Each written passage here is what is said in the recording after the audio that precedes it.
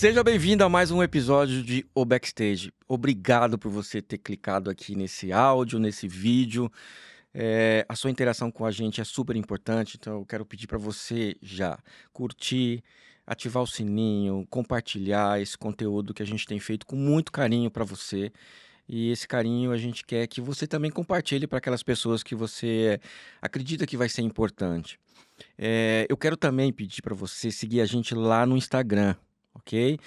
Backstage Cast. Segue a gente lá que tem cortes, tem making off do que está acontecendo, fotos, e a gente costuma sempre colocar algumas coisas diferentes lá também. Eu não quero ficar aqui falando muito, porque eu estou recebendo hoje aqui uma pessoa que é um ícone dos negócios. Eu vou te falar, só pelo nome já valeu a pena. Só pelo nome dele a gente já sabe que é um cara legal, um cara inteligente, bonito, de sucesso. Sidney Calais. Pois é, muito obrigado, Xará, por esse convite, né? E espero que esse nosso bate-papo aqui sirva para muito empresário, né? Alcançar muitos empresários no Brasil e no mundo, né? Por que não? Sim. E acho que empreender é um ato hoje indispensável para qualquer um. Todo mundo hoje empreende, né? E eu já quero começar, assim, fazendo duas perguntas assim, de pá, bate pronto, você me fala resumidamente e depois a gente entra. Você hoje são quantas marcas de franquias debaixo da sua holding? Nós temos hoje 8 marcas. 8 marcas. 8 franqueadoras, né? Nós estamos chegando aí a 500 franqueados. Tem uma média mais ou menos de quantas pessoas de emprego direto e indireto? Muitos, cara. Nós temos de direto, nós temos hoje, nessas 500 franquias, pode ter certeza, uns 5 mil colaboradores aí, 5 mil famílias que vivem do empreendedorismo de 500 empresários. Agora eu vou lá. Já quebrou? Rapaz, acho que todo empresário tem essa grande decepção, né? Infelizmente, não é uma virtude, né, quebrar, mas é um momento muito difícil da vida que eu passei e eu gostaria de contar um pouquinho dessa história hoje, porque acho que vai inspirar muitas pessoas que estão vivendo um momento muito difícil, né? Nesse momento, acho que depois da pandemia, né, Sidney, as pessoas ficaram mais sensíveis, né, psicologicamente, mentalmente. Hoje, qualquer coisa é motivo de a pessoa querer largar e abandonar o barco. E eu já passei por isso com meus 30 anos, né? Eu tinha 30 anos na época e eu quebrei e foi assim realmente um momento muito difícil da minha vida. E eu queria que esse momento fosse abreviado na vida de quem está nos assistindo hoje. E esse é um dos objetivos da gente aqui. Então você que está assistindo, entenda que para chegar aonde hoje, né, o Sidney está com essa companhia, com essa empresa, com essas marcas, gerando essa quantidade de empregos, né, levando sustento para as famílias que estão envolvidas nisso, houve todo um processo, houve todo um caminho. E é isso que a gente quer conversar um pouquinho aqui hoje, esse caminho para que as pessoas que estão assistindo a gente possam se inspirar, possam estudar e avaliar, enfim, aproveitar dessa sua trajetória, dessa sua caminhada. E de preferência não quebrar, né? Não quebrar. Porque não precisa, para ser empresário, não precisa quebrar. Sim. Hoje existem maneiras de a gente fazer as coisas com muito mais determinação, com muito mais controle, com muito mais cuidado e sem precisar quebrar, né? A gente fala que quebrar não é uma virtude, né? Quebrar é um momento que você passa por falta de um suporte, por falta de uma consultoria adequada, e foi assim que aconteceu comigo. É justamente aí que entra o nosso papel, né, de pessoas que já passaram por aquela dificuldade, transformar, é o que eu falo muito, é transformar esse conhecimento em sabedoria. Isso. Né, que a sabedoria é você pegar essas informações e transformar em algo que você não precisa passar por aquilo. Não precisa. Hoje eu falo, puxa vida, por que eu tive que passar por aquilo? Se eu tivesse hoje, naquele tempo, procurado uma consultoria adequada, um consultor. Hoje tem muitos, né, coachings, né, que a gente fala, tem muitos mentores que podem te abreviar de um processo hoje de falência, né? E é terrível. Depois que você entra num processo de falência, para você sair, demora muito e vai muita energia, vai muito tempo da sua vida. Sidney, me diz então, vamos lá. Quais são as marcas hoje que estão aí debaixo da sua... A sua holding, na verdade, ela trabalha exclusivamente com franquias, é isso? Só com franquias e que são nossas, que nós somos sócios, né? Então tá. Nós não trabalhamos com franquias de terceiros. Todas as franquias que estão na minha holding, a gente tem participação societária. Então, eu não trago, por exemplo, uma franquia para formatar e depois devolver para o franqueador. Não, a gente pega negócios, a gente faz estudos de negócios de pessoas que querem se filiar com a gente, né? Se fazer uma parceria com a gente, uma associação, uma sociedade de fato, e expandir, né? O que nós sabemos fazer muito bem. É a expansão e a gestão dessas franquias. Porque, diferentemente do que pensam, a franquia é fácil de administrar. Não, não é fácil. É fácil franquear, mas não é fácil manter. Porque manter um franqueado sempre ativo, você precisa de muita competência e muita dedicação, é muita doação. Você tem que se doar mesmo, Sim. porque você vai encontrar franqueados hoje menos preparados tecnicamente, alguns mais preparados, outros sem nenhuma noção de negócios. Então você tem uma série de empresários que têm diferentes perfis e você tem que se adequar ao perfil dele e não ele ao seu. Então, quando eu falo, você tem que se adequar, você tem que pegar, por exemplo, uma pessoa totalmente imatura, que você trouxe ele para ser investidor, para ser empresário, e você tem que fazer com que ele cresça naquele projeto.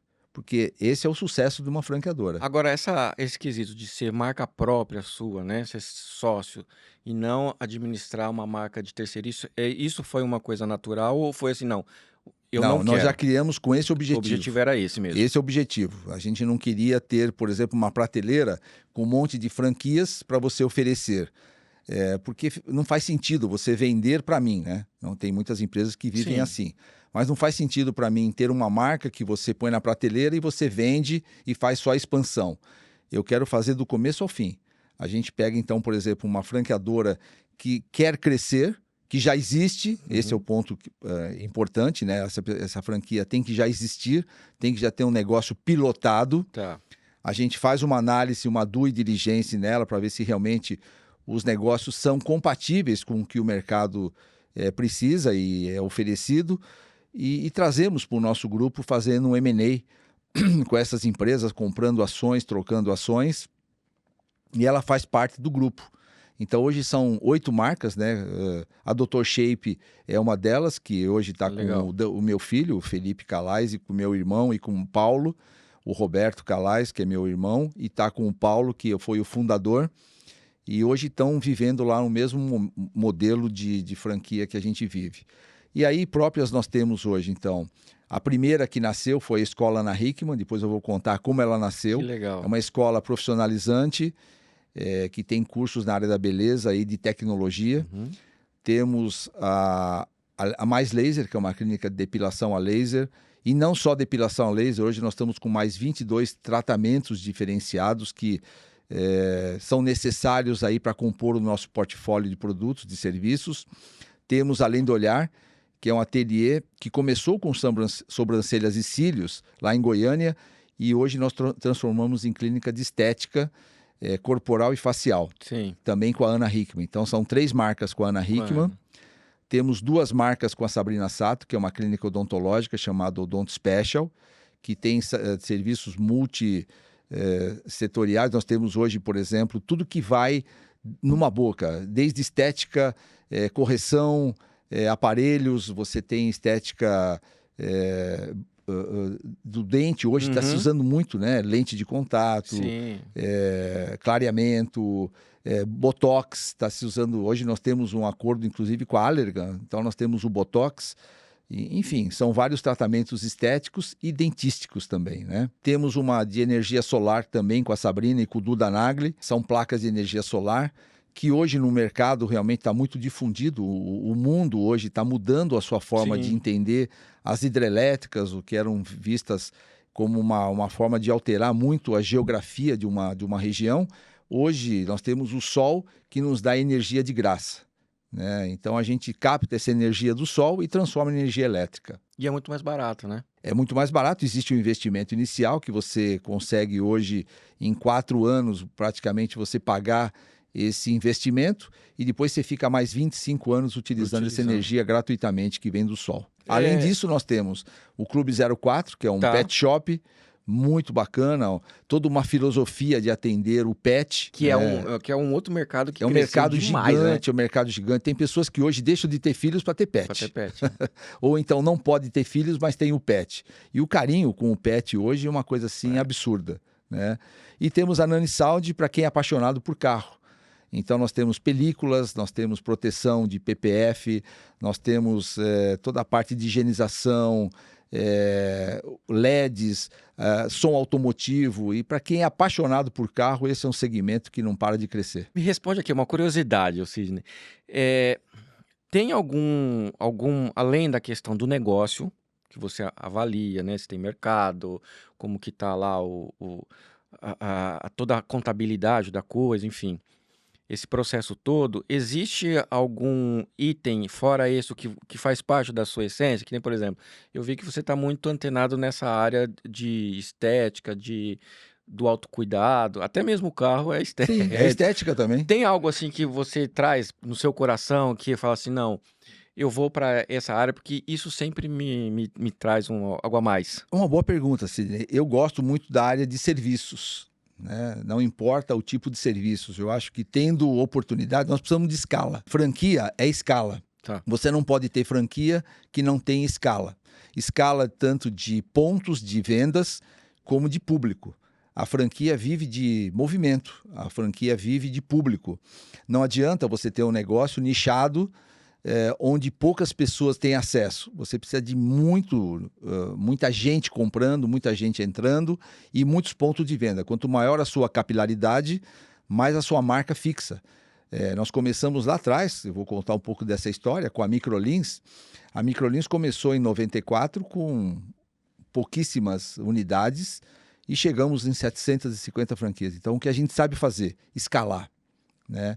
Escalar significa ter empreendedores e não investidores, porque há uma diferença muito grande entre empresários e investidores. Investidor é aquele cara que tem um dinheiro que está sobrando, ele quer investir em alguma coisa. Ele só vê o resultado lá. Não é em franquia, eu já falo, não é em franquia. Quem tenta investir em franquia se dá mal, a não ser que ele tenha um ótimo gestor que fica cuidando da franquia como ele, mas é muito raro acontecer isso. Então, franquia não é lugar para investidor, é lugar para empreendedor. É aquela pessoa que gosta do setor, que quer pegar todo o seu capital humano, intelectual e tempo para se dedicar àquele negócio. Eu já fui dono de loja que era franquia. Ah, é? Já. Olha isso. Sapatos, na área de sapatos femininos. É um público muito bom, né? É Mulher compra sapato todo dia. Demais, então assim. Sapato e bolsa é sagrado. E aí, uma das grandes dores que a gente, na época que a gente tinha, era essa relação do não conhecimento da área, porque eu acredito que deva chegar a isso muito para você, ou seja, vem do mercado formal, tem um dinheiro, fala assim, eu quero cuidar do meu negócio, e aí a maneira mais segura é você entrar num negócio que já tem uma gestão, alguém que conheça um negócio. Sim. E aí eu entro, mas assim, a gente via vários que entraram, pediam demissão, aquele processo de demissão voluntária de banco, pegavam uma grana e entravam com noção nenhuma de gestão. Uhum. Como que fica essa relação do outro lado, você que fala assim, eu tô recebendo um cara que eu sinto que ele tem vontade mesmo de tocar o negócio dele. Cru no mas negócio. ele é cru no negócio. São essas coisas que eu falo, né? O franchising, ele tem isso. Você tem, dentro de uma própria rede, uma heterogeneidade muito grande de competências, né? Tem uns que conhecem muito mais a área financeira do que a área comercial, outros cuidam mais da área técnica do que da área financeira e assim por diante. Então, você vai encontrar vários tipos, né, de empresários que precisam ser preparados para o negócio. Agora, quem prepara? A franqueadora ajuda. Mas quem tem que se preparar é o próprio empreendedor. Eu vejo assim, se eu comprasse hoje, por exemplo, uma borracharia, eu ia querer entender tudo daquela borracharia. Como que troca o pneu, como tira o pneu, como enche o pneu, quais são os cuidados com aquele tipo de equipamento que eu vou utilizar. Se eu comprasse uma padaria, mesma coisa, eu tenho que fazer uma imersão naquela padaria para aprender a fazer pão, a fazer doce, fazer o creme, fazer toda a rotina de uma padaria. Então eu falo que o empresário bom é aquele que entra e busca conhecimento. não espera o conhecimento chegar até ele. Porque a grande maioria dos empresários, eles esperam que a franqueadora seja sua babá. Sim. E não é assim, né? Você tem que se conhecer os negócios. O que a franqueadora facilita é em processos. Eu vejo que hoje você tem coisas que são importantes para o negócio crescer. Primeiro, são processos que a franqueadora tem que dar para o franqueado. O que é um processo? Tudo como funciona exatamente em cada setor. Depois você tem que colocar, além dos processos, pessoas qualificadas para aquele setor. Não adianta você contratar um estagiário para ser seu vendedor. Porque, gente, vendas, para mim, é o ponto mais importante de qualquer negócio. Eu falo assim, onde não tem vendas, tem sucumbência. Sim. Né? Onde não tem vendas, o negócio quebra. Qualquer setor. Você aqui, por exemplo, tem um estúdio maravilhoso. Se você não vender o teu produto, o teu serviço, ele não enche. Não vira. Você pode ter os melhores equipamentos, as melhores câmeras, iluminação, microfone, Shure, mas se você não tem um vendedor, o teu negócio não vira. E esse é o ponto que a gente coloca para todos os empresários, que é a maior dificuldade. Parece que não, né? Mas a maior dificuldade do empresário é entender que ele precisa de um vendedor capacitado, pronto, preparado para ser o seu principal elemento daquela franquia. Não adianta você ter um bom técnico, não adianta você ter um bom financeiro se você não tem vendas. Porque primeiro você vende para depois você entregar. Então, quem está pensando aqui, está nos assistindo hoje, que quer empreender, pense sempre nisso. Quem vai ser o meu vendedor? Não é aquele vendedor estagiário que está desempregado e fala assim, eu vou ser seu vendedor. Não, é um vendedor qualificado, capacitado, que já vive o mercado, que conhece o mercado de vendas, porque o mercado de vendas ele tem muitas tribulações. Você tem concorrente em cada esquina de tudo que você fizer. Sapataria tem concorrente, loja de roupa tem concorrente, loja de calçado tem concorrente, depilação tem concorrente, odontologia tem concorrente, tudo tem concorrente. Aliás, eu falo sim, Sidney, o dia que tiver alguma coisa que não tem concorrência, traga para mim que eu vou ser o primeiro a franquear aquele negócio. É verdade. Tudo que você pensa hoje tem concorrência no mundo, né? Então você precisa ser muito melhor do que o teu concorrente. Não em baixar preço. Porque Sim. baixar preço não tem limite. Entregar valor, né? Você tem que entregar valor, experiência. E o vendedor bom sabe fazer isso. Agora eu tô aqui pensando, Sidney, todo esse seu conhecimento e tudo mais. Essa sua veia de empreendedor, de venda, que eu acho que algumas pessoas que vieram daqui, né, da área executiva, falaram muito que para ser um bom empreendedor, primeiro você tem que ser um bom vendedor. É isso aí. Isso aí. Isso é uma coisa que você tinha lá atrás, na infância, quando você lembra? Você era uma pessoa que já no colégio já queria vender metade do salgado pro amiguinho para bancar. Você sabe, assim, Sidney, é um bom negócio para a gente falar, né? É bem bacana. Eu gosto de falar do meu passado, porque o meu passado remete o meu futuro, né? É sempre assim? Não. Você pode mudar o seu futuro independente do Sim. seu passado. Mas no meu caso, não. O meu passado me trouxe até esse presente.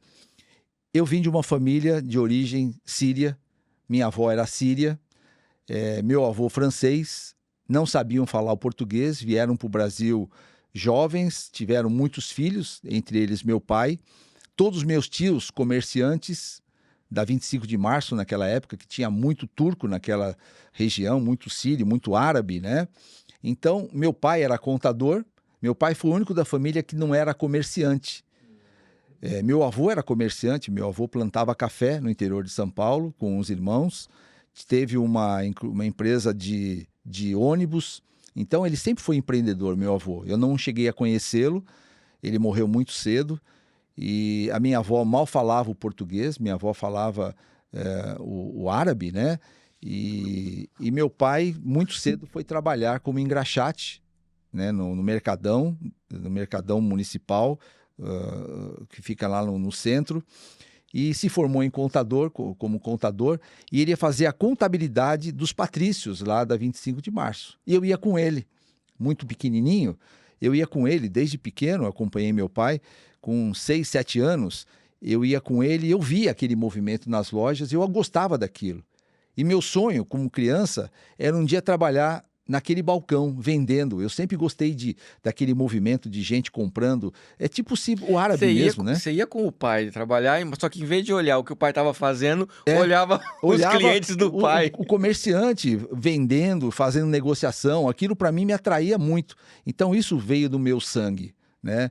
Vim de uma família também por parte de mãe italiana, então juntou o francês, o sírio e o italiano. Deu uma confusão total. E saiu esse cara aqui, né, que tem um pouco de sangue italiano, né, explosivo e comerciante, como são os árabes, né, que são os primeiros, os primórdios de negociação no mundo, né? Começaram a negociar lá atrás, há 1000 anos atrás, e isso veio no meu sangue.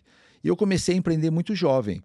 Eu venho de uma família muito pobre. Meu pai, contador, depois começou a trabalhar num banco, um banco do Comércio e Indústria de São Paulo, antigo Cominde, e minha mãe, faxineira, né? E assim, a gente era uma família muito pobre, muito pobre. Você não tem noção, Sidney, da pobreza que a gente vivia.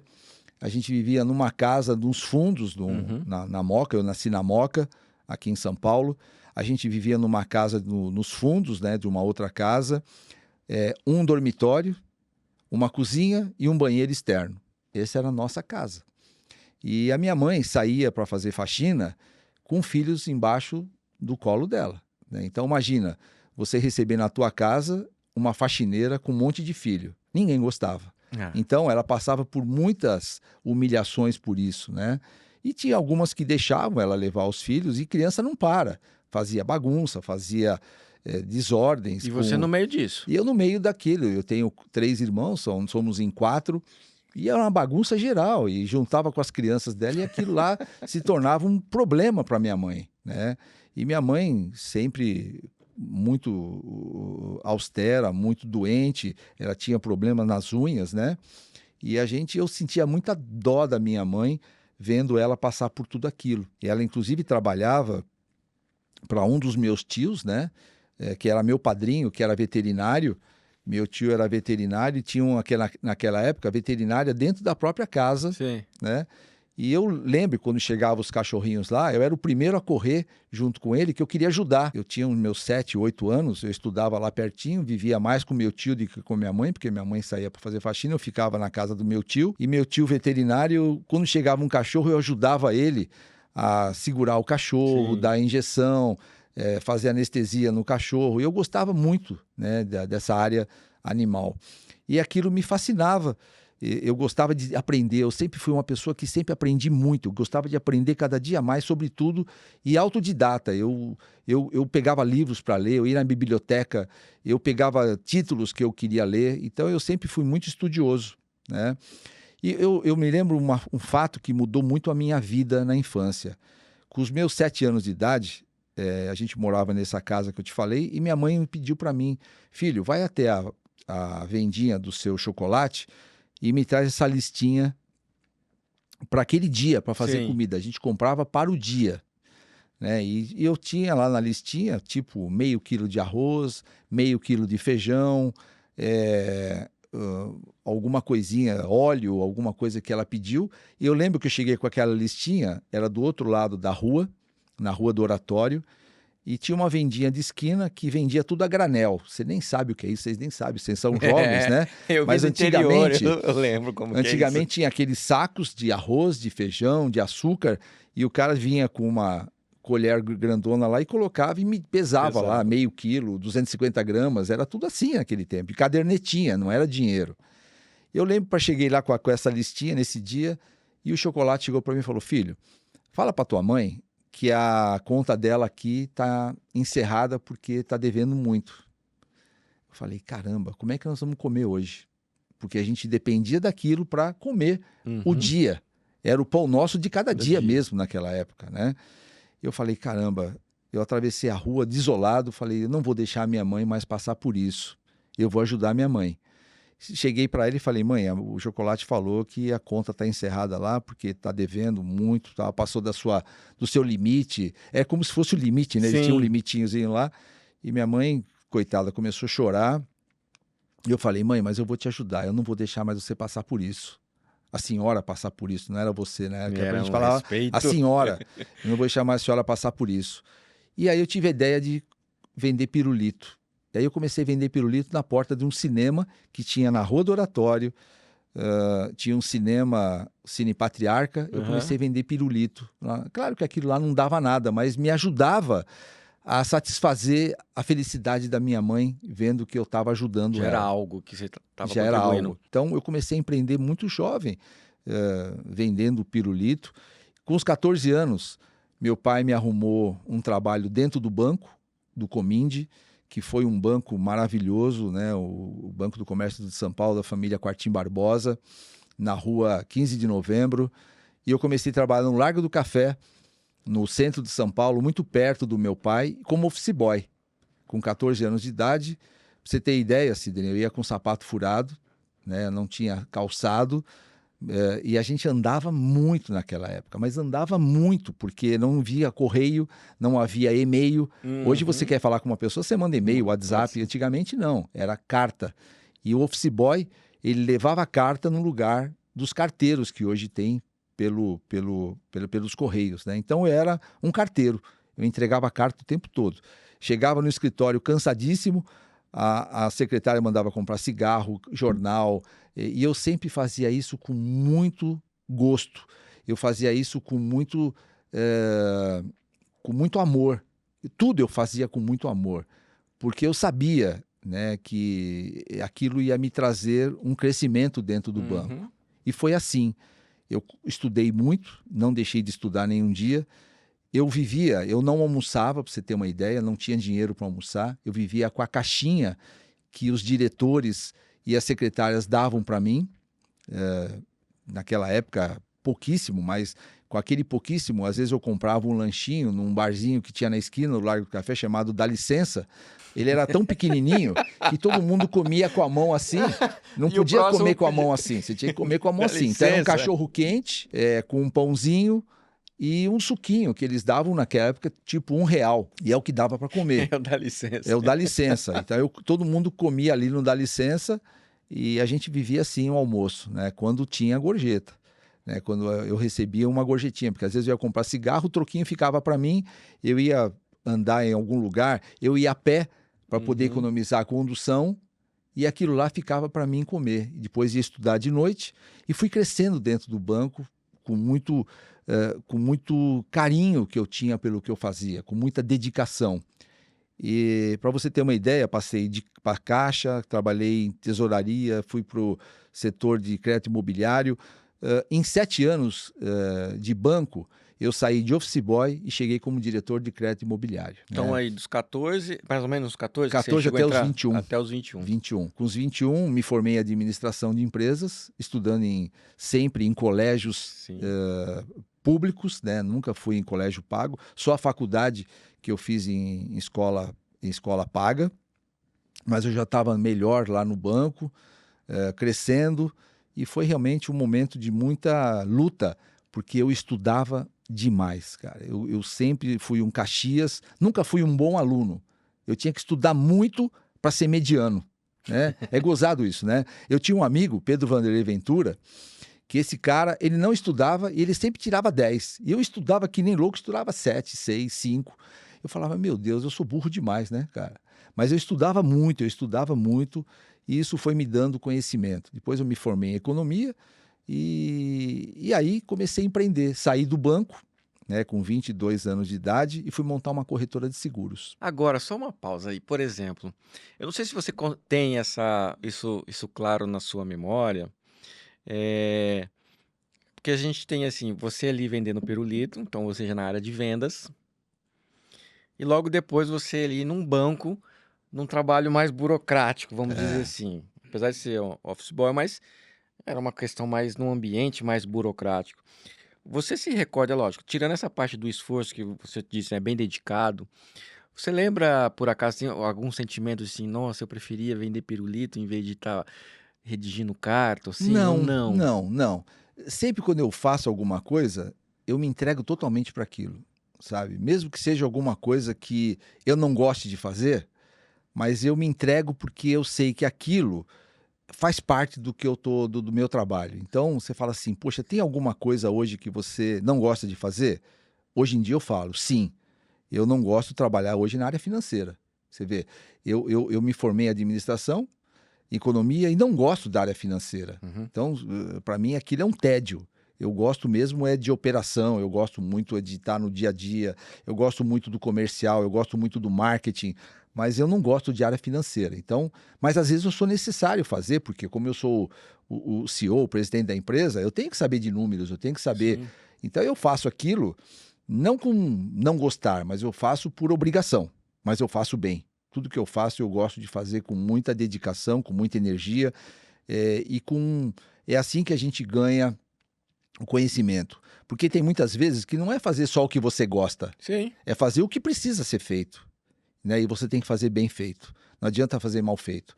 Eu acho que quem faz para Deus faz sempre bem feito alguma coisa. E eu sempre coloco, sabe, Sidney, Deus nos meus negócios. Eu aprendi isso depois de muito passar por problemas que eu vou contar como cheguei nesse momento que eu comecei a acreditar mais em Deus do que nos próprios negócios, né? Então foi assim, eu saí do banco, montei uma corretora de seguros e confesso que nesse momento me deu muito, muito, muito pesar. Foi o primeiro, então, Foi o primeiro primeiro empreendimento. empreendimento, porque eu saí de uma CLT, Sim. sábado e domingo, Tudo seguro, tudo dinheiro na seguro, conta. bacaninha, tá, e fui me aventurar. É uma aventura mesmo, né? Porque eu tinha essa necessidade de crescer, de melhorar e montei uma corretora de seguros, um dos primeiros corretores da Porto Seguro e vendendo carteira de automóvel. E isso para mim foi muito difícil. Eu falo assim que talvez um dos meus maiores desafios com 22 anos de idade, você tendo que bater de porta em porta vendendo seguro, né? E naquela época era de porta em porta, porque os grandes contas o banco já pegava para ele. Então Uhum. você ia abrir conta, você tinha que fazer seguro de carro, você tinha que fazer seguro de casa, você tinha que fazer todos os seguros. E eu não. Eu era um tipo de um mascate. Eu ia de casa em casa oferecendo seguro de automóvel. Onde eu vi um automóvel, eu parava. Opa, você tem seguro do seu carro? Tenho já, eu tenho no banco. Você tem, eu falava com 10, 9 já tinham. Uhum. Mas aquele um me trazia esperança de ter. E fui crescendo uma carteira, né, com muito sacrifício. Tinha hora que eu falei, eu vou desistir. Sabe? Tinha hora que eu falava, meu Deus, eu vou desistir. Porque não era fácil você receber não, não, não, não, não, não. E eu ia todo dia para a rua. E aquela época era assim, era um mercado que você tinha que fazer a sua carteira. Não tinha essa de falar, vem de graça aqui. Não. Eu ia conquistando o cliente. E clientes iam indicando outros, outros Uhum. indicando os outros. E assim você vai construindo a sua carteira. Mas até construir a carteira é um desafio gigante. Gigante. E tem horas que eu falava, eu vou desistir e voltar para a carreira seletista, mas sempre eu consegui me segurar e continuei nesse mercado de corretagem por algum tempo. E depois, logo, eu fiz um curso de análise de sistemas, mas também não foi aquilo Não que me foi. atraiu, não era a análise de sistemas que eu queria, mas aquilo foi um conhecimento a mais para mim, né? Eu me formei em programação COBOL. Naquela época existia o COBOL, e era uma linguagem de computador de grande porte, era com cartão perfurado, para você ter uma ideia, né? Não tinha microcomputadores no Brasil, e foi o princípio de tudo, porque em 1986 eu conheci um amigo que veio de Portugal, e ele falou, Sidney, eu estou montando uma empresa de venda de computadores, você não quer trabalhar comigo? Né? Você gosta de vendas, eu não sou muito vendedor. E, cara, é um mercado que vai crescer muito lá na Europa.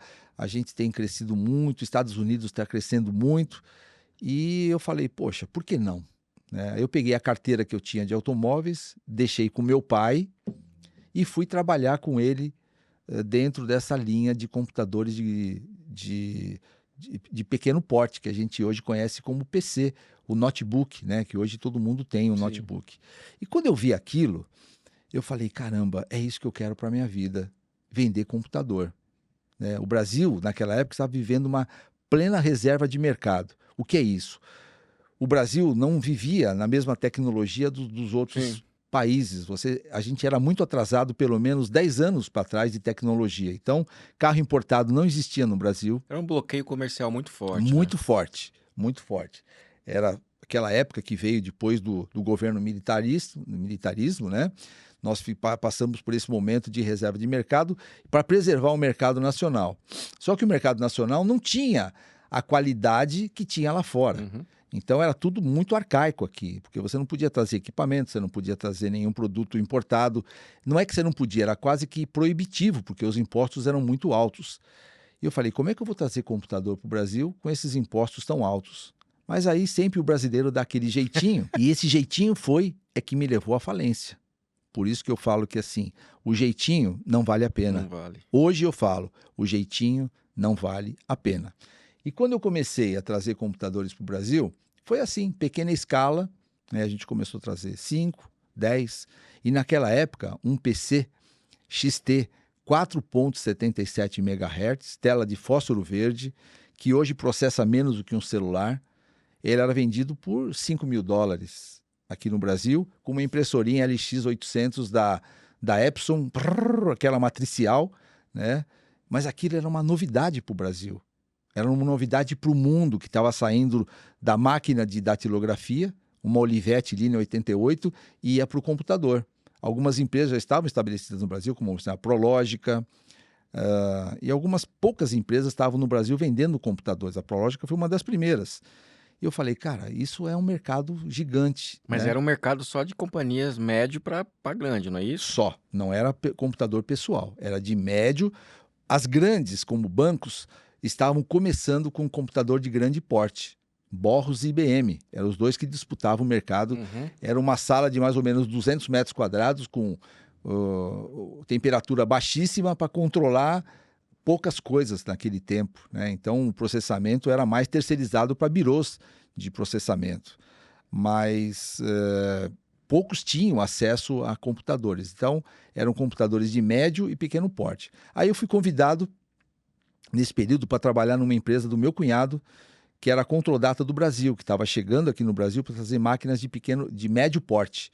E se vendia para máquinas para INPE, para fazer medição de temperatura. Uhum. E o INPE começou a empreender muito nessa área de tecnologia. E eu fui trabalhar nesse setor, né, de venda de computadores na Controldata do Brasil, que estava se instalando no Brasil. A Controldata era internacional e veio para o Brasil para montar aqui um setor de venda de computadores de médio porte. Aí fui convidado pelo meu cunhado e comecei nessa empresa a vender os computadores de pequeno porte, que foi o PC, que foi o XT, né, inicialmente, só que nós não tínhamos uma carteira. Então eu pegava naquela época lista telefônica. Abrir mercado de novo.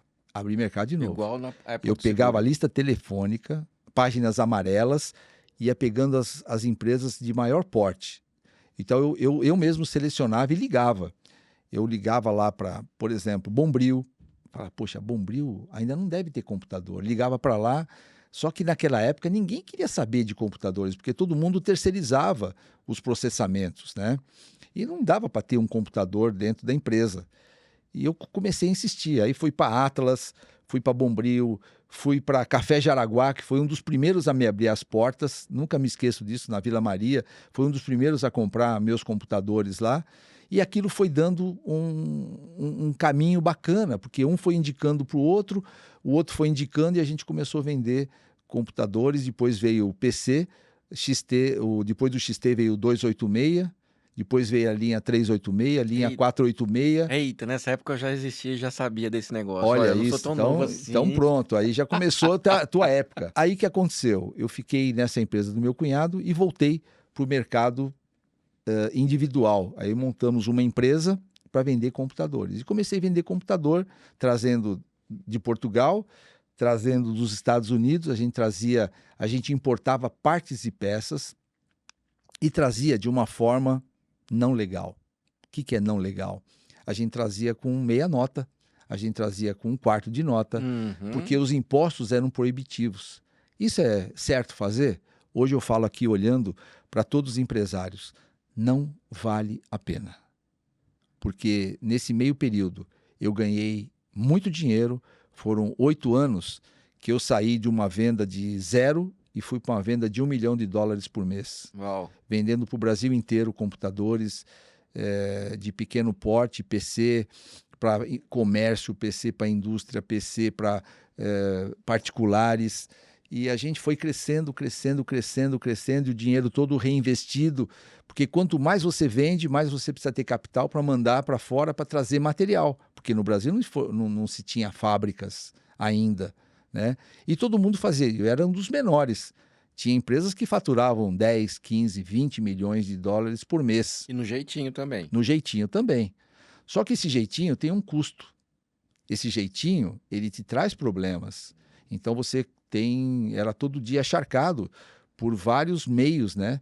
De pessoas que vinham te encharcar porque sabiam que a gente estava irregular, né? Não vou citar aqui, mas a gente teve um período que a gente era quase considerado um contrabandista.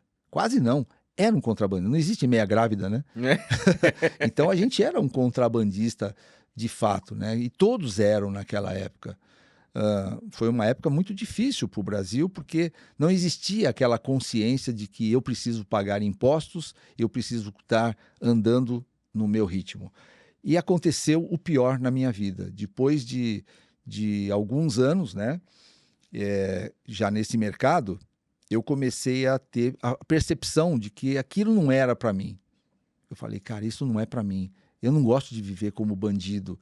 Não cabia na minha concepção de empresário, né? Mas eu já estava no meio. Cara, parece mentira, mas o meio te leva para um caminho que, se você não tiver um freio, você vai entrando. Na normalidade, né? Parece que é normal. Parece que é normal. E não é normal, gente. Então, você que está me escutando hoje aqui, que está fazendo isso, para enquanto dá tempo. Não é normal você não pagar imposto, não é normal você ter tudo acertado, não é normal você viver uma vida clandestina, porque mais cedo ou mais tarde você vai sofrer consequências, né? Eu sempre falo, Sidney, onde não há Deus nos negócios, o negócio não prospera. Ele pode até prosperar, mas chega um tempo que você vai receber o preço pelo seu pecado. Vai colher o que plantou. Você vai colher o que plantou. E eu vivi isso. Em 1994, eu conheço o dono da Microlins, que começou a comprar computadores comigo, um jovem, o dono da Microlins tem 10 anos a menos que eu, de idade. Eu vi aquele cara que foi indicado por um amigo meu e começou a comprar computador comigo. Ô, Sidney, eu fui indicado por um fulano tal, eu queria comprar uns computadores, que eu estou montando umas escolas de curso de informática. Ele era professor naquela época, e eu comecei a vender computadores para as primeiras unidades da Microlins que estavam se formando no interior de São Paulo. Ainda não era franquia, eram escolas próprias. E eu comecei a vender computador, vendi o primeiro lote, vendi o segundo, e era sempre à vista. Só que chegou uma época que eu comecei a facilitar e ele ficou devendo para mim. Falei, puta, bicho, eu estou numa dificuldade, porque eu abri muita escola, e naquela época a inflação era altíssima. Nós tínhamos, por exemplo, vocês não viveram isso, mas a inflação era mais ou menos 10% ao dia. Você comprava um produto hoje, daqui a pouco no mercado ele custava 10% a mais. Todo dia tinha alguém etiquetando no supermercado, etiquetando tudo. A inflação era altíssima no Brasil, era incontrolável. Então, por exemplo, uma dívida que você tinha, amanhã já não era mais, tinha tablita. A tablita era um meio de correção muito grande. Então, todas as empresas entraram numa dificuldade de quem financiava, né? E ele falou, cara, eu não tenho como te pagar, mas fica com uma franquia minha. Falei, tá, mas como funciona isso? Não, é uma franquia de escola, nós vamos dar curso agora para quem está começando a aprender a informática. Então, naquela época, não tinha Windows, era o DOS, MS-DOS. E tinha lá alguns aplicativos, como, por exemplo, uma planilha, que era o Lotus 123, tinha lá um Word, que você fazia lá uma carta. Só que aquilo era uma revolução para quem tinha datilografia. Fazer um traço era um código, né? Alt 145. Isso, era aquilo. Então, era realmente quase uma programação para você fazer uma carta, né? Não era um software amigável, né? Como hoje tem o Windows e o IS, né? do Mac. Então, você tinha lá realmente uma escola que ajudava as pessoas a saírem da datilografia e irem para o escritório. E aquilo eu falei, poxa, faz sentido. Eu fui lá e montei a minha primeira franquia, aqui em São Paulo, da Microlins, e aquilo foi tomando corpo, mas eu via que faltava estrutura para ela, comercial. Não tinha comercial. o criador da Microlins, ele vendia a franquia, mas não tinha aquele princípio da operação. E eu falei, não, cara, eu vou fazer a minha própria área de vendas. E comecei a escrever a minha área de vendas, como deveria funcionar. E até hoje funciona, para você ter ideia, fazem 30 anos, agora, o mês que vem, eu faço 30 anos que eu ingressei no franchising por acaso, e aquilo eu comecei a escrever como funcionava a minha área comercial, como funcionava a minha área pedagógica e como funcionava a minha área técnica, que são os 3 pilares de qualquer negócio: comercial, financeiro e técnico, que no caso de escola é pedagógico. E aquilo eu comecei a manualizar e comecei a criar processos. Eu sempre gostei de processos, né? E aquilo começou a virar verdade. O que aconteceu depois de 2 anos, né? Em 1994 para 95, eu me tornei sócio da Microlins, né? De franqueado me tornei sócio. Só que aconteceu um grande problema na minha vida. Aí começa o drama da minha vida de empresário. Eu quebrei. Eu perdi 6 containers em 6 meses de mais ou menos $100 mil cada um. O que é perder? O container vinha, porque quanto mais você vendia, mais você tinha que trazer. Então o container vinha e sempre dava verde para mim, porque a gente já tinha lá os nossos acordos, e começou a dar vermelho. Vermelho, vermelho, vermelho. E vermelho significa o seguinte: abre-se o container, faz uma contagem, vê o que eu trouxe, confere com a nota, não batia. Os números, né, de FOB não batiam com o valor, e os impostos eram tão altos e mais multa que não compensava a trazer, não compensava tirá-los, você dava para perdimento. Eu perdi o primeiro, aí o cara falou, não, mas foi um acidente, pode trazer que vai vir agora, é aquele colo que você vai entrando, você fala, não, agora eu vou sair. Trouxe o segundo, perdi, trouxe o terceiro, o quarto, o quinto, em 6 meses eu perdi 6 containers que, naquela época, FOB era mais ou menos $900 mil, que eu fazia $3 milhões de vendas. E eu quebrei. Quebrei com, naquela época, 31 anos de idade. Eu quebrei significa, eu não me preparei para quebrar. Foi do dia para a noite. Cara, você não percebe, mas é como se uma luz apaga e quando você abre os olhos, você já está no fundo do poço. E, cara, foi assim um momento muito difícil para a minha vida, porque eu sempre aprendi a não dever para ninguém. Só que naquela época eu já tinha duplicata trocada em banco, eu já tinha financiamento que eu financiava capital de giro para poder... eu antecipava as notas para poder ter mais giro para mandar dinheiro para fora, para poder trazer mais produto. E quanto mais você vende, mais você precisa ter estoque. E quanto mais estoque você tem, mais você vende, mais você precisa comprar. É um então ciclo, é um né, ciclo, que vai... é um ciclo vicioso que você não sai dele. E quanto mais você fala, puta, agora eu vou parar, eu não posso parar porque eu já tenho que entregar. Só que eu trazia tudo naquela forma totalmente irregular. Hoje eu falo irregular. E não vale a pena. Então, gente, você que está nos assistindo hoje, que quer empreender, primeiro faça conta de tudo que você tem que pagar de impostos, de salários, de aluguel. Coloque tudo no papel. E se der lucro, você empreende, né? E faça sempre um cenário pessimista de vendas. Porque se não tiver quase nada, você já tem um custo fixo todo dia. Eu falo o seguinte, né? O empresário todo dia abre as portas já devendo aluguel, folha e algumas outras coisas que são pertinentes. Água, luz, impostos, etc. Né? Vendendo ou não, você tem que pagar.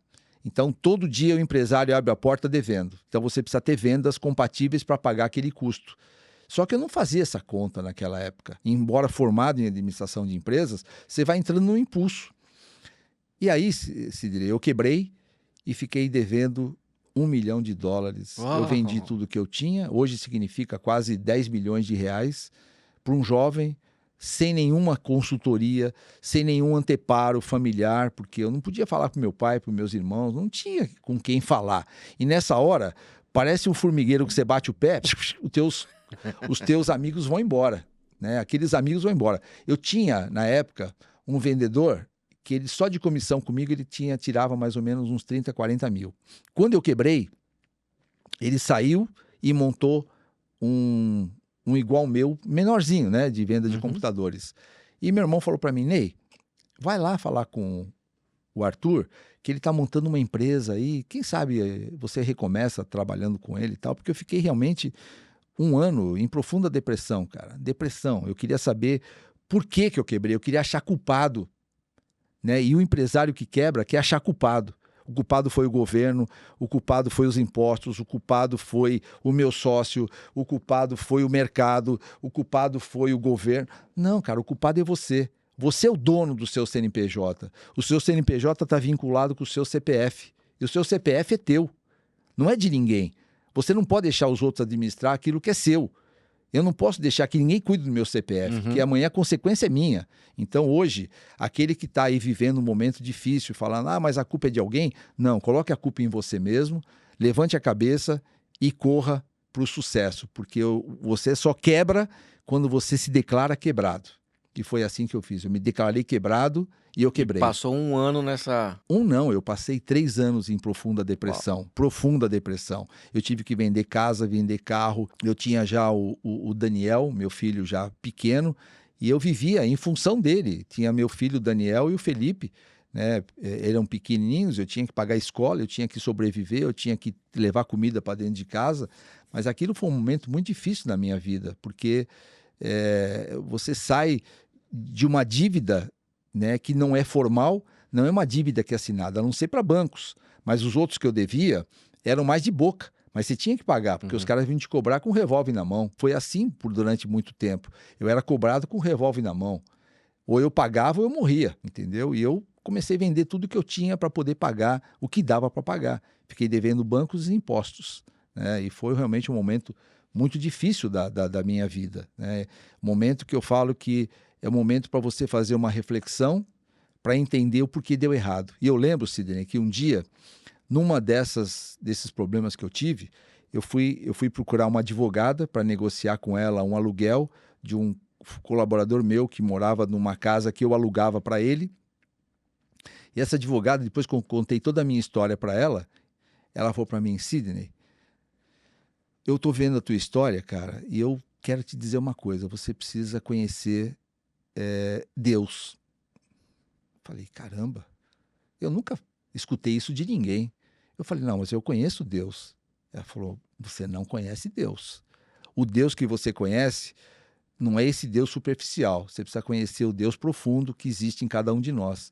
Ela falou, vou te dar o endereço de uma igreja para você visitar, a Igreja Quadrangular, que fica lá no Largo... Esqueci o nome, lá na Barra Funda. Vai lá um dia. Eu falei, que igreja que é essa? Uma igreja de crente. Eu falei, eu crente? Aquele ficar com a Bíblia embaixo do braço? Não é para mim isso, né? Ela falou, pensa nisso, né? Praça Olavo Bilac. Eu falei, tá bom, te agradeço, tal. E ela me ajudou realmente nesse processo e eu fiquei com aquilo na cabeça e passou. Sabe quando você passa? Aí, cara, um dia eu acordei numa profunda depressão, mas numa profunda depressão. Eu falei, cara, eu não quero ver meus filhos me vendo dessa forma. Hoje eu vou acabar com a minha vida. E eu saí de casa disposto a acabar com a minha vida mesmo, né? Eu já continuava com a escola da Microlins, que naquela época não dava para pagar as coisas que eu tinha que pagar.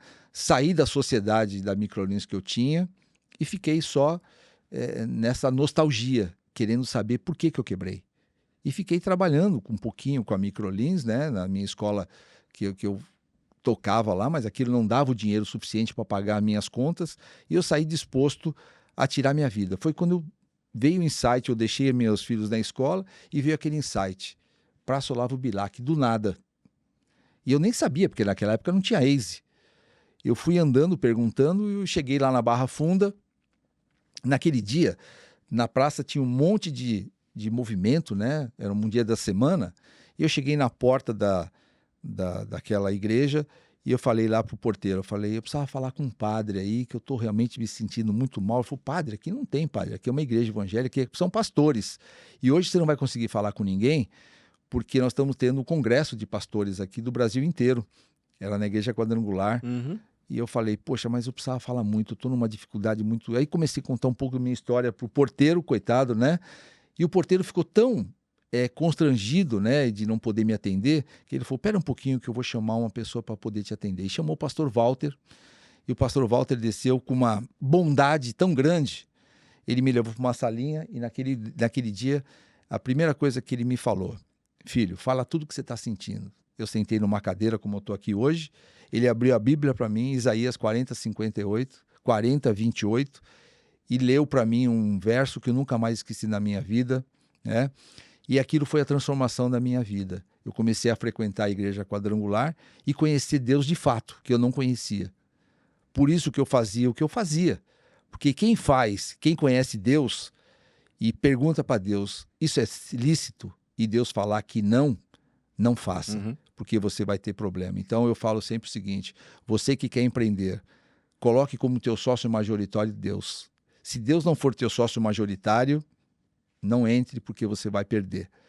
E aquilo foi mudando a minha vida. Eu fui entrando de cabeça na Microlins e aí eu fui convidado, né, por esse fundador da Microlins, que montei a primeira unidade de São Paulo, já tinha mais umas 5 em São Paulo, para ser o master aqui de São Paulo.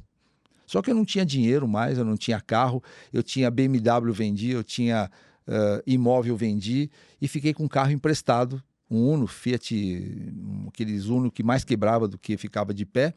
Ele falava, cara, você não pode ficar com um carro desse, como é que você vai dar suporte para os franqueados com um carro todo quebrado? Falei, cara, é o que eu tenho, eu não vou mentir mais. Para mim, a minha vida começa aqui. Eu sou um novo ser, eu não vou fazer tudo errado de novo. Eu não vou pegar financiamento porque eu não posso pagar, então eu vou dar suporte com esse carro. E comecei a dar suporte para os franqueados que estavam. E a minha primeira decepção, eu dei um terreno no lugar dessa Master que eu comprei, que sobrou lá no sul de Minas, e fiquei com a Master de São Paulo. O que é Master? É um sócio regional. E eu tinha como princípio ajudar os franqueados que estavam, que eram 5, mais eu, mais o meu 6, e eu tinha que expandir a marca. Só que eu não podia expandir a marca porque esses 5 franqueados não estavam bem. Então eu tive que conquistar esses 5 franqueados. Eu lembro a primeira vez que eu fui falar com um deles, o cara falou para mim, cara, a gente não te aceita como master porque você é cupincha do Zé, que era o fundador. Ele me vendeu o gato por lebre, aquelas histórias todas que você vê em franquia. Eu comprei ingênuo, não existe isso, né? Que todo mundo hoje compra consciente. Você não está vendendo para uma criança, você está vendendo para um adulto um negócio. E as pessoas têm que saber os riscos que correm. Ele estava literalmente achando um culpado, né? Eu estava vivendo aquele momento que eles estavam querendo viver, achar o culpado. Achar o culpado. E eu não podia contar a minha história para eles, porque era descredibilidade naquela época. E quando você vende suporte, você não pode dizer, eu estou quebrado. Senão o cara fala, pô, primeiro então arruma a tua vida, depois você vem dar suporte para mim. Não é verdade? Como é que você vai ter a consultoria de um cara quebrado? Né? E eu não podia contar a minha história, mas eu tinha vontade de ajudá-los. E comecei a entender que o problema deles eram nas áreas pedagógica e principalmente comercial. E comecei a dar aquele input, olha, na minha franquia eu faço isso, e comecei a transformar a minha franquia numa piloto para eles verem que funcionava. Eu ia para a rua, eu fazia junto com eles, eu buscava o cliente, porque naquela época não tinha redes sociais. A gente buscava o cliente no laço, né? E comecei a ensinar eles aquilo lá. E foi indo, foram difíceis 3 anos pela frente. Quando chegou em 1999, eu consegui alugar um ponto, e comecei a estabelecer minha franqueadora.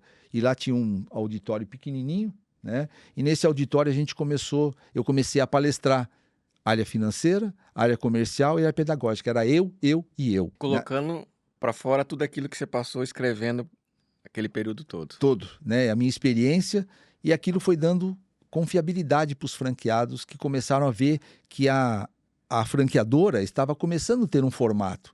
E quando o franqueado ganha confiança, não importa o mercado, ele vai para cima. E na época nós tínhamos grandes concorrentes, SOS, Databyte, Microcamp, eram tudo empresas gigantes e a gente era pequenininho, a Microlins era pequenininha, né? Mas eu coloquei toda a minha energia lá, talvez toda a minha energia que eu vim daquele mercado que eu quebrei, da minha dificuldade que eu passei como empresário, eu coloquei na Microlins toda a minha energia. E fui aquilo crescendo, foi crescendo. E em 2000, eu descobri que o netinho de Paula estava saindo do SBT, que ele fazia lá com o Gugu, quadro A Princesa e o Plebeu, ele estava indo para a Record. Eu falei, poxa vida, o cara vai para a Record? E esse cara é um baita comunicador, porque eu assistia A Princesa e o Plebeu, e aquela história me comovia. A minha mãe, ela, toda vez que eu ia almoçar na casa da minha mãe, ela estava lá no SBT assistindo o programa do Gugu. E eu falava, cara, a Princesa é um negócio bacana, porque ele muda a vida das pessoas. Eu sempre quis mudar a vida de pessoas, né? E eu falei, cara, por que não? Aí fui procurar o empresário dele, o Souza, da Consumídia, e ele estava gravando o primeiro programa naquele dia do Domingo da Gente. E eu fui lá no hotel, fiquei esperando ele. De umas 9 da noite até 2 horas da manhã, que ele me atendeu. Estava gravando o primeiro programa e falou, microlins, eu nunca ouvi falar nessa microlins. Eu falei, pois é, mas eu tô aqui porque eu quero divulgar essa microlins na televisão. Ele falou, mas vocês têm dinheiro? Eu falei, a gente arruma. Não, mas eu não posso estar com vocês porque eu já estou com um concorrente de vocês que já está entrando. Eu falei, não, você não entendeu, Souza. Eu vim aqui para fechar com a microlins. Aí ele falou, olha, vamos fazer o seguinte, são 2 horas da manhã, me liga, procura amanhã que a gente se fala. Aí eu liguei pro Zé no outro dia, falei, Zé, aconteceu isso, mas você tá louco, nós não temos dinheiro para ir para televisão. Eu falei, não, mas a gente cotiza com esses franqueados, e os franqueados tinham muita confiança em mim, a gente cotiza e vai para televisão, porque é só doação, a gente não tinha um cachê para pagar. O programa era todo envolvido naquela emoção de você dar presentes para a princesa, dar cursos. E foi assim o nosso começo na televisão. E aquilo mudou toda a história da Microlins. A Microlins começou a ser conhecida como uma empresa socialmente correta e aquilo foi dando margem, foi dando veiculação e foi vindo franqueado e foi vindo aluno. E nós ficamos 6 anos na televisão, na Record. Todo domingo eu ia lá no programa do Netinho fazer as doações. E aquilo foi pegando muito legal. Depois nós fomos para o programa do Gugu, que era líder de audiência junto com o Faustão nos domingos. Eu chegava lá 1 hora da tarde e ficava até 8 da noite todo domingo. Então a minha vida foi de dádiva para o negócio. Eu me doei para o negócio. Era de domingo a domingo, né? E eu ia no programa do Gugu e muitas vezes aquele quadro não ia, porque o Gugu continuou fazendo a princesa, né? Só que o quadro não ia para o ar. Então você perdia aquele dia todinho. Mas os dias que ia, a audiência subia, né? E era um pego de surpresa. Então você tinha que saber o que você ia falar na hora. E aquilo vai dando para você uma vivência muito grande de televisão. Porque você está lá numa câmera com 32 milhões de pessoas te olhando ao vivo. E não tem gravação que depois você edita. É na hora. Valendo. Se você errar uma palavra, você errou e não tem como voltar. Né? Então você tinha que se preparar para aquilo, né? Mas graças a Deus foi sempre muito bacana para mim, eu sempre tive muita fluência para falar e Deus vai dando fluência para aquele que quer fazer alguma coisa para quem. Eu ia de coração mesmo fazer essas doações, sabe? E quando que teve essa virada de chave de falar assim, agora eu quero ter a minha gestora de franquia com as minhas marcas? Porque você falou, não, acho que agora é hora de construir o meu legado. Foi assim, em 2009, a Microlins já com 750 franquias, eu já estava com a Embeleze, em 2003 nós montamos a Embeleze, eu já estava só na minha Master, eu estava com 125 franqueados da Microlins, dos 750, e mais 75 franqueados da Embeleze. Só na minha Master tinha 200 franqueados, muito mais do que muita franqueadora hoje. E esses franqueados me respeitavam muito, porque eu me doava para eles, né? E aquilo foi me trazendo bastante bagagem. 2008 para 2009 aconteceu um grande problema para mim. A Microlins foi vendida para o Pátria e eu perdi a Master. Eu tive que vender a minha Master para o Pátria e fiquei só com a Embeleze. E fiquei 1 ano, né, com a Embeleze e dando o meu melhor, cuidando dos 75 franqueados, não tinha mais onde crescer, porque as áreas todas estavam tomadas. E em 2010, eu fui convidado pelo meu ex-sócio, né, a montarmos uma hold de franquias, a SMZTO e SEC. E começamos do zero nessa holding de franquias, né? E começamos lá com 0 marca. Né? Eu continuava com a Embeleze e continuei e fomos criando marcas. E já sempre com esse modelo de ter marcas próprias. E a primeira empresa que a gente pegou para franquear foi a Odonto Company. A Odonto Company tinha 2 clínicas próprias em São José do Rio Preto e pegamos para franquear. Franquear significa, tivemos que fazer a formatação, plano de negócios, para depois fazer todo o modelo, para depois você criar o modelo de franquia, porque não era franquia, eram consultórios próprios, né, do Dr. Paulo, E a gente começou a pegar essa primeira e depois veio o Casa X com a Xuxa. A gente já tinha uma microlins dentro da Fundação Xuxa no Rio de Janeiro, então a gente já conhecia a Xuxa através do Souza também. E a Xuxa veio com essa ideia de querer montar um buffet infantil. E nós montamos a Casa X, que era um buffet infantil, como a Disney, maravilhoso. Sim. Até hoje existe o buffet Casa X, né? E montamos o Casa X, depois veio o L'Entrecôte de Paris, veio Mexerica, Yakisoba, enfim, foram 15 franqueadoras que nós montamos em 6 anos, né? A Espaço Laser, né?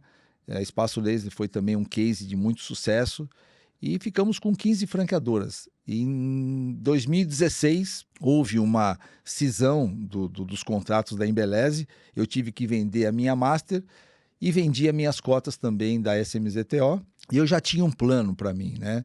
Eu queria deixar um legado, né? E eu já estava com 60 anos de idade em 2016, hoje eu estou com 67, e eu falei, cara, eu vou deixar um legado, e não é esse legado que eu quero dar mais de mim.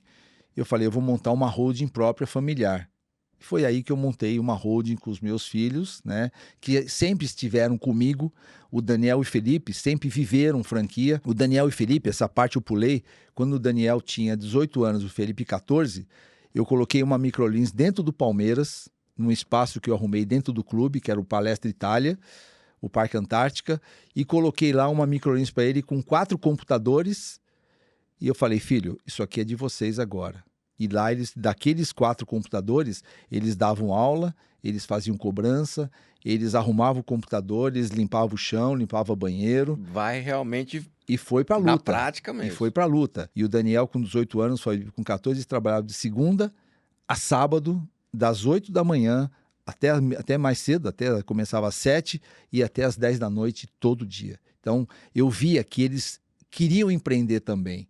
E para mim aquilo era muito legal. Então eles viveram 11 anos como franqueados e eles estavam prontos para ser franqueadores do outro lado, né? Não é porque era meu filho, é porque realmente eles sabiam do negócio, eles sabiam viver os dois lados, as duas situações. Eles passaram pelo processo, né? Passaram pelo processo. E processo de aprendizado não em faculdade, da vida real. E não foram meses e um aninho só. Foram 10 anos. 10 anos. E nesses 10 anos eles tinham que cobrar, eles tinham que dar aula, eles tinham que ver professor que faltou, eles tinham que comprar apostila, eles tinham que ver as turmas que eram... E foram crescendo. Eles chegaram lá, de 4 computadores que eu coloquei lá, chegamos a ter 800 alunos, né? Que eram só associados, filho de jogadores, filho de funcionários, e foi muito bacana essa experiência para eles, dessa diversidade de público, né? E isso deu experiência para eles hoje estarem comigo. Eu tinha já aquela na minha mente de montar uma franqueadora que levasse o meu nome, mas comecei do zero, literalmente, Sidney, do zero. Eu passei o ano 2017, o ano sabático. Uhum. Eu deixei de lado mais de 1.000 franquias que a gente já tinha, entre Odonto Company, Espaço Laser e outras, e comecei do zero, literalmente. Dia 1º de janeiro de 2017, comecei com 0 franquia. Estava num ano de não compete, né, porque eu saí com não competição, e fiquei um ano pensando o que eu ia fazer. E nesse um ano eu tive mais de 100 reuniões, escolhendo e vindo fazer reuniões com pessoas que queriam franquear. E nada fez para mim sentido, porque eu queria franquear algo que eu tinha pouco capital, né, e tinha também o problema que eu não podia trazer qualquer negócio, porque qualquer negócio... ele pode trazer dinheiro rápido para você, mas ele traz problema no futuro, porque quando o franqueado não ganha dinheiro, a causa vem para você. Nunca o franqueado fala, eu que administrei errado. Não, o franqueador sempre é o culpado, né? Quando dá certo, a vantagem é dele porque ele fez certo. E quando dá errado, o franqueador é culpado. E sempre foi assim. Há 30 anos que a gente vive isso, né? Então, eu falei, eu preciso trazer coisas que são boas para o negócio. Só que nada me atraiu. Eu acho que de área de alimentação foram mais de 80, né? Mas eu não queria alimentação. Eu já tinha vivido uma experiência ruim com a alimentação, que você tem que controlar CMV, você tem que controlar processos, você tem que contar com o cuidado, com a higiene do outro lado, da pessoa que está manipulando os produtos. Eu falei, não, enquanto não tiver um McDonald's 2, eu não entro na alimentação. E foi assim que eu não vi para alimentação. Agora, Sidney, me fala uma coisa. Você consegue ter... lembra do sentimento? Porque assim, com 60, nessa época, né? Você startando novamente, do zero. E aí a gente volta lá atrás, você startando Com pela 20 e primeira poucos vez, com anos. 20 e poucos anos, lá abrindo a sua corretora de seguro. O medo era o mesmo? Que sentimento era daquele lá para agora, para o Sidney agora, depois de passar esses anos todos, 40 anos aí Eu de confesso que intervalo? assim, ó, o medo sempre é o mesmo, mas vai com medo mesmo, né? Eu sempre falo o seguinte, quando eu vou adquirir uma franqueadora hoje, a gente vai com medo. Claro que com muito mais experiência, né? Dos poucos cabelos brancos que tem, né? Ainda dos que sobraram, mas a gente vai com uma experiência muito grande de analisar negócios, né? Para ver se o mercado está receptivo, se tem comércio, se tem capilaridade, se você consegue expandir. Então, hoje eu olho com uma visão muito mais gerencial do que eu tinha no passado, quando eu tinha 20 anos, né? Mas assim me dá uma insegurança, um medo, mas você tem que ir com medo mesmo, porque se você ficar parado, a paralisação, ela te leva a a, a, a não agir. E o não agir, ele te leva a uma inconformidade, você quer achar quem é o culpado daquele momento seu. Então, eu sempre procuro agir. É como uma água. Se você deixar uma água no copo por um dia, ainda ela está boa. Mas se você deixar por um mês, por um ano, ela apodrece. Então você tem que estar fazendo essa água viva todo dia. E como se faz uma água viva? É todo dia você mexendo, é todo dia você buscando, todo dia você inovando. Então as franqueadoras que hoje eu estou com elas passam por inovação diária, porque o mercado exige isso. A empresa é um ser vivo, né? Ela não é um CNPJ parado, paralisado. E você tem que sempre mudar de processos. Eu tenho sempre que conhecer profundamente de cada negócio, e eu conheço cada um dos negócios que eu tenho hoje. Eu entro de cabeça neles. Eu primeiro vou conhecer, por exemplo, não conhecia nada de área pet. Eu vou conhecer profundamente a área pet. Eu não conhecia nada da área da beleza. Eu vou conhecer tudo da área da beleza, mas tudo, tudo mesmo. Hoje, se você jogar na minha mão e falar sobre qualquer coisa, eu sei falar muito mais do que talvez quem vive aquele negócio hoje, porque eu sou especialista em cada um dos negócios que eu tenho. Então, é assim que eu vivo hoje, nessa busca incessante de inovação dos meus negócios. Por exemplo, a depilação que eu falei para você, que está um mercado hoje bastante restrito, nós estamos buscando novos procedimentos. E isso exige inovação, exige conhecimento e medo também. Mas o medo, ele é só um momento que tem que passar na tua vida. Você não pode viver com medo constante. O medo constante não é de Deus, é do inimigo. Porque quando você é induzido a ficar num canto amedrontado, é porque você está deixando alguém dominar você. E essa força não pode dominar o ser humano. Você tem que estar indo para cima. Põe Deus no teu coração, vai para cima com a sua fé, com a sua vontade, com a sua crença, que eu tenho certeza que vai dar certo. Tudo que você fizer.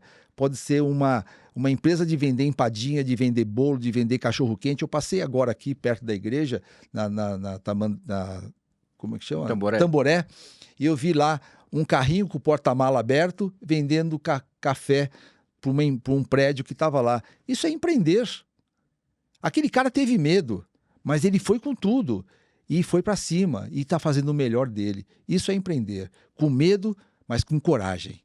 E aí eu te pergunto, aquilo que você fez lá, naquela época, que você falou assim, eu vou repetir agora porque foi bom, e aquilo que se você fez lá que falou assim, não, isso eu não vou fazer porque a minha experiência me trouxe isso. Muito boa pergunta. O que eu faço ainda do tempo que eu fazia lá, continuando a buscar negócios, não para enriquecer, porque eu sei que aqui o que nós estamos passando é muito passageiro.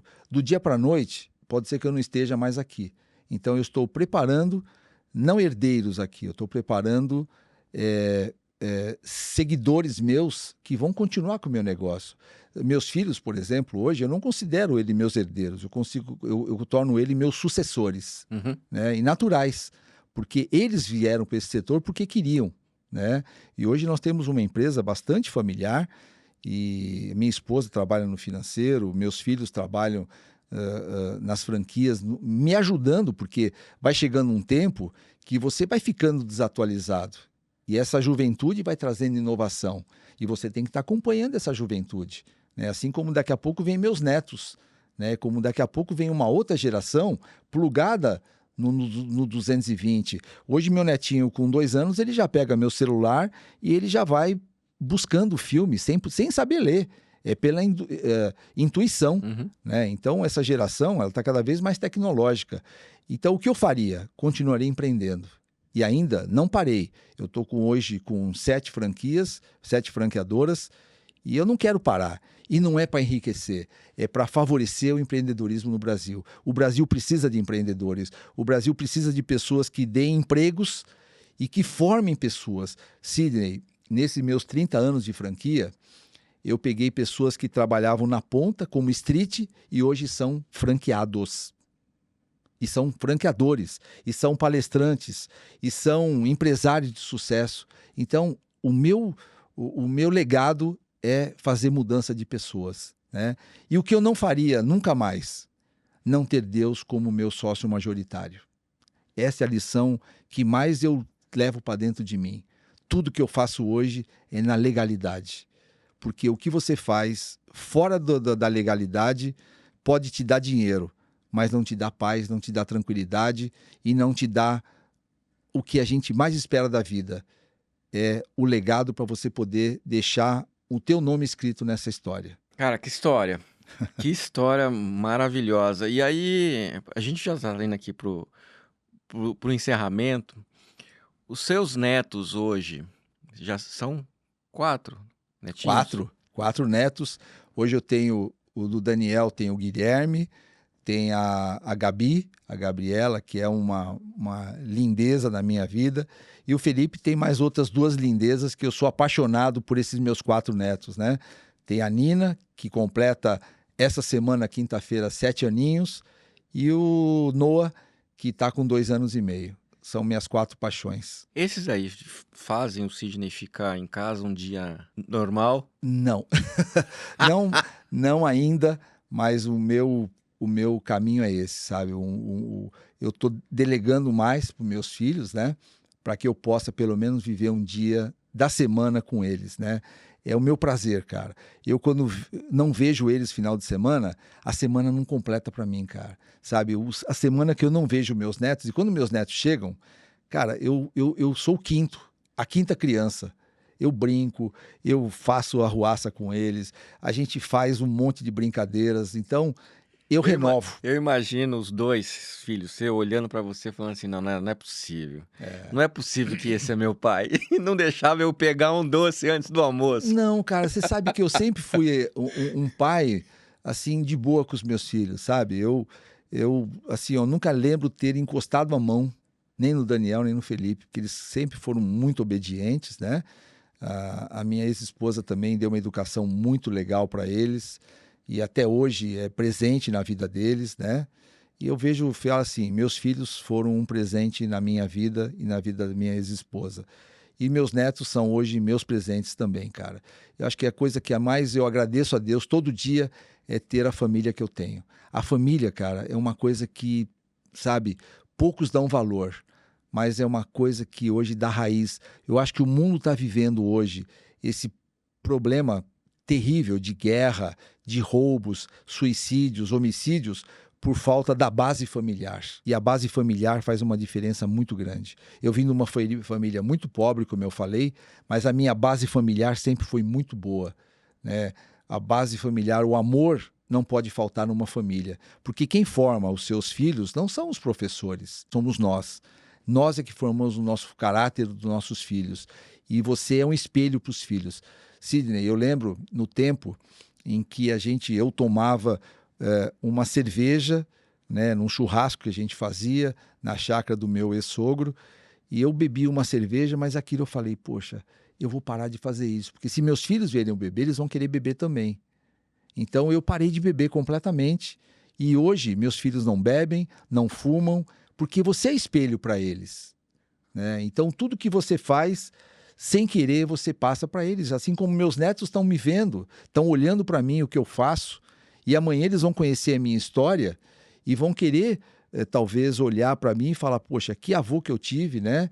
Um avô bacana, ou então, puxa, que avô maluco que eu tive, né? Um avô tratante, um avô que jogou muita gente pro buraco, né? Então eu não quero deixar esse sentimento para os meus netos. E eu tenho certeza que tem muita gente, Sidney, que hoje passa muita gente para trás. E esse legado fica. E quando você morrer, talvez não tenham 6 pessoas para pegar no seu caixão, né? E esse legado eu não quero deixar. Sidney, que prazer te ouvir. Que inspiração. Acho que assim, a gente zerou, como fala, né? Zerou o game aqui no sentido de ouvir uma história inspiradora e uma história que não é uma história de conto de fadas. Não, é uma É uma história de livro. história Real. real e que hoje traz esse momento maravilhoso de poder estar ajudando famílias, empreendedores, ter os filhos envolvidos num processo que é o desejo deles, os netos para poder fazer você ainda rolar pelo chão com eles. Então, assim, É. muito obrigado por compartilhar essa história com a gente. Muito obrigado, Sidney, por essa oportunidade de estar contando um pouquinho da minha experiência, né? Para quem quer empreender. E você que está aí hoje nos vendo, que quer empreender, não desista do teu sonho. Vai para cima, mesmo com medo, vai para cima. Porque tudo que você faz com amor, com dedicação e com responsabilidade te faz crescer. Eu tenho certeza que eu já tenho muitas histórias, vejo muitas histórias aí de pessoas que começaram com uma simples fabricação de chocolate e hoje tem uma indústria de chocolate. Outras que começaram com uma pequena fabricação de doces, hoje tem uma doceria ou uma franquia de doceria. Então, vai para cima, não pare, não tenha medo, porque o medo te paralisa e a paralisação não é do ser humano. Naquele ser humano que acredita em Deus. Obrigado, Sidney. Obrigado pela oportunidade, Sidney. Pessoal, mais uma vez, não fique só para você esse conteúdo. Compartilhe, mostre para as pessoas que precisam ouvir esse conteúdo rico e que pode ser pode ser não, é muito inspirador. Obrigado pela presença. Se você ativou o sininho, no próximo episódio você vai receber um alerta aí. Um beijão e até a próxima.